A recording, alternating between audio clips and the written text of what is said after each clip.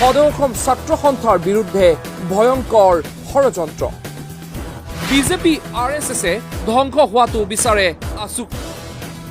আছুৰ বিকল্প হিচাপে RSSে বিচাৰে হিন্দুত্ববাদৰ উত্থান। আঞ্চলিক শক্তিক মষিমূৰ কৰিব বিজেপিয়ে। আছু এৰি বিজেপিমুখী হৈছে ছাত্ৰ নেতা। অসমৰ আৰ্থ সামাজিক আৰু ৰাজনৈতিক প্ৰক্ৰিয়াত সদৌ অসম ছাত্ৰ সন্থাৰ প্ৰভাৱ আজিও ওলাই কৰিব পৰা বিধৰ নহয়।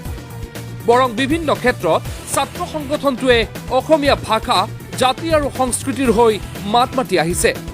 ছাত্ৰ সংগঠনটোৰ আঞ্চলিকতাবাদী চৰিত্ৰৰ লগতে ধৰ্মনিৰপেক্ষ স্থিতিৰ বাবে অসমৰ ছাত্ৰ সমাজৰ মাজত গ্ৰহণযোগ্য আৰু জনপ্ৰিয় হৈ আছে। সেইবাবে বিজেপিৰ তথাকথিত হিন্দুত্ববাদৰ সৰ্বাত্মক প্ৰয়োগ সম্ভৱ হৈ উঠা নাই অসমত। তেনে পৰিস্থিতিত সদৌ অসম ছাত্ৰ সন্থাৰ বচা বচা নেতাক গেৰুৱা বাহিনীত চামিল কৰাই হয়তো নিশকতীয়া কৰিব বিচাৰিছে অসমৰ অন্যতম প্ৰভাৱশালী ছাত্ৰ সংগঠন আছু।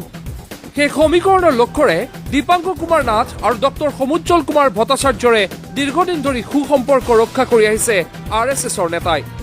ইয়াৰ কিছুদিন পূৰ্বে সদৌ অসম ছাত্ৰ সন্থাৰ মুখ্য উপদেষ্টা ডক্টৰ সমুজ্জ্বল কুমাৰ ভট্টাচাৰ্যই বিজেপিৰ এগৰাকী অন্যতম প্ৰভাৱশালী নেতাৰ নলবাৰীস্থিত বাসগৃহত উপস্থিত হোৱা বুলিও দাবী কৰিছে RSSৰ একাধিক নেতাই। আমাৰ প্ৰতিবেদনৰ সত্যতা প্ৰমাণ কৰি যোৱা 7 ডিচেম্বৰত সদৌ অসম ছাত্ৰ সন্থাৰ পৰা পদত্যাগ কৰে আন এগৰাকী জ্যেষ্ঠ নেতা দীপাংকৰ কুমাৰ নাথে। কিন্তু এই দুগৰাকী নেতাক লৈ বিজেপিৰ পৰিকল্পনা কি?